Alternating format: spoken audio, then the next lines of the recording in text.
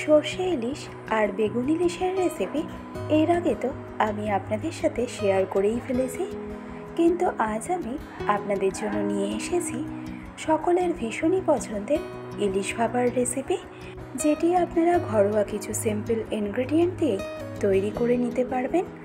আর এটা গরম ভাতের সাথে খেতে লাগে দুর্দান্ত।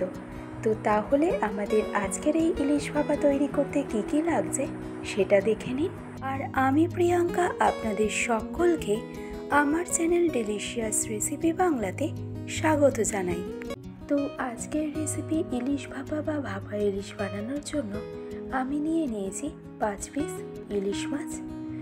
মাছটাকে সবার প্রথমে একটু ম্যারিনেট করে নেব, আর তার জন্য আমি অ্যাড করে নিলাম হাফ চা চামচ নুন ও হাফ চা চামচের মতন হলুদ গুঁড়ো। এবারেই নুন আর হলুদটা দিয়ে মাছের এক পিঠ খুব ভালো করে ম্যারিনেট করে নেব। আর মাছের এক পিঠ খুব ভালো করে ম্যারিনেট করে নেওয়ার পর এবার খুব হালকা হাতে মাছটাকে উল্টে দিয়ে মাছের অপর পিঠটাকেও ম্যারিনেট করে নেব। আর ফাইনালি ম্যারিনেট করে নেওয়ার পর মাছগুলোকে আমি রেস্টিংয়ে রেখে দেব 15 মিনিট। এতে মাছের মধ্যে নুন খুব ভালোভাবে যেতে পারবে। অন্যদিকে ততক্ষণে ব্লেন্ডিং জারের মধ্যে আমি নিয়ে নেব 1.5 চা চামচ পরিমাণে কালো সর্ষে, একই সাথে নিয়ে নেব 1 চা চামচ পরিমাণে হলুদ সর্ষে, হাফ কাপ পরিমাণে গ্রেট করা নারকেল, ঝালের জন্য নিয়ে নেব পরিমাণ মতো কাঁচা লঙ্কা, আর অ্যাড করব 7 থেকে 8টার মতন কাজু বাদাম। একই সাথে অ্যাড করব 1/3 কাপ পরিমাণে জল আর 1 চা চামচ হলুদ গুঁড়ো। এবার এই সবগুলো উপকরণের থেকে একটা স্মুথ পেস্ট বানিয়ে নেব। তো দেখুন, সব কিছুর থেকে একটা পেস্ট কিন্তু আমার তৈরি করে নেওয়া হয়ে গেছে। এবার আমি এই পেস্টের মধ্যে অ্যাড করে নেব 2 টেবিল চামচের মতন টক দই। এবার এই টক দইটা দেওয়ার পর 10 সেকেন্ডের মতন ব্লেন্ডিং জারে সমস্ত কিছু আবারও একবার ঘুরিয়ে নেব। আর তাহলেই ইলিশ ভাপার জন্য প্রয়োজনীয় সর্ষের পেস্ট কিন্তু আমাদের একদম রেডি।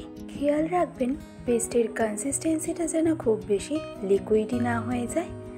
তো এবার এই ইলিশ মাছ ভাপাটা তৈরির জন্য আমি এখানে একটা অ্যালুমিনিয়ামের বাটি নিয়ে নিয়েছি, যাতে আমি অ্যাড করে নেব তৈরি করে রাখা সর্ষের পেস্টটাকে। আপনারা চাইলে ঢাকনা সমেত টিফিন বক্সও নিয়ে নিতে পারেন। তো সর্ষের পেস্টটা দিয়ে দেওয়ার পর অ্যাড করলাম স্বাদ অনুসারে রেগুলার নুন, আর অ্যাড করলাম 2 টেবিল চামচের মতন কাঁচা সর্ষের তেল। এবার এই নুন আর সর্ষের তেলটা সর্ষের পেস্টের সাথে খুব ভালো করে মিশিয়ে নেব। তো সর্ষের তেলের পরিমাণটা আপনারা এখানে নিজেদের পছন্দ মতন দিয়ে দেবেন।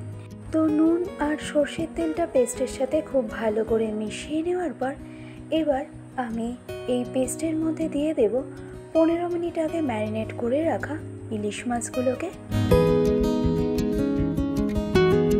সবগুলো মাছ সর্ষের পেস্টের মধ্যে দিয়ে দেওয়ার পর এবার এভাবে একটু সর্ষের পেস্টটা মাছের ওপরে ওপরে দিয়ে দেব। এছাড়াও আরও একটা পদ্ধতি আছে, জাস্ট বাটিটাকে এভাবে ধরে একটু নাড়িয়ে নিলেই দেখবেন প্রত্যেকটা ইলিশ মাছের মধ্যেই সর্ষের পেস্ট খুব ভালোভাবে লেগে যাবে।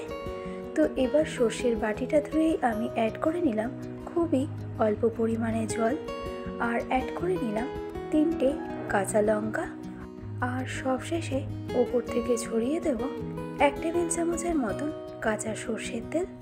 এতে ইলিশ ভাপার মধ্যে একটা সুন্দর ফ্লেভার এনে দেয়। এবার বোলের মুখের ঢাকনাটাকে বন্ধ করে দেব। এবার ইলিশ মাছটা ভাপিয়ে নেওয়ার জন্য একটা কড়াইতে আমি কিছুটা পরিমাণে জল নিয়ে নিয়েছি। এবার একটা খাবার রাখার স্ট্যান্ড এর মধ্যে এভাবে রেখে দেব, আর তারপর এই বাটি সমেত ইলিশ মাছটা ডিরেক্টলি এই খাবার রাখার স্ট্যান্ডের ওপরেই বসিয়ে দেব। এবার এর ওপর থেকে আবারও একটা ঢাকনা চাপা দিয়ে মিডিয়াম টু হাই ফ্লেমে ইলিশ মাছটা স্টিম হতে দেব 30 থেকে 35 মিনিটের মতন। এবার সম্পূর্ণ 35 মিনিট পর ঢাকনা খুলে এই পর্যায়ে আমাদের ইলিশ ভাপা কিন্তু একদম রেডি। আর দেখুন জলের পরিমাণটা একদম ঠিকঠাক দেওয়ার কারণে বাটির ভেতরে কিন্তু জলটা কোনোভাবে ঢুকে যায়নি। তাই অবশ্যই চেষ্টা করবেন জলের পরিমাণটা একদম ঠিকঠাকভাবেই দেওয়ার। তো এবার গ্যাসের ফ্লেমটাকে অফ করে দিয়ে খুবই সাবধানে বাটিটা কড়াইয়ের থেকে তুলে নেব। আর তারপর আপনাদেরকে দেখাবো যে ভাপাটা আমাদের ঠিক কেমন তৈরি হয়েছে। তো দেখুন, ইলিশ ভাপা কিন্তু আমাদের একদম পারফেক্ট তৈরি হয়েছে। আর দেখুন, তেলটা খুব সুন্দরভাবে সেপারেট হয়ে গেছে। আর এই ইলিশ ভাপা গরম ভাতের সাথে খেতে কিন্তু জাস্ট অসাধারণ লাগবে। তো আশা করছি রেসিপিটি আপনাদের কাছে সহজ মনে হয়েছে। আর তাই ভালো লাগলে অবশ্যই রেসিপিটি এইভাবে ট্রাই করে দেখুন। আশা করছি আপনাদের সকলের ভীষণই ভালো লাগবে। আজকের ভিডিওটি তবে আমি এখানেই শেষ করছি। আবার চলে আসব অন্য কোনো এক রেসিপির আপডেট নিয়ে। ভালো থাকবেন, সুস্থ থাকবেন। ধন্যবাদ।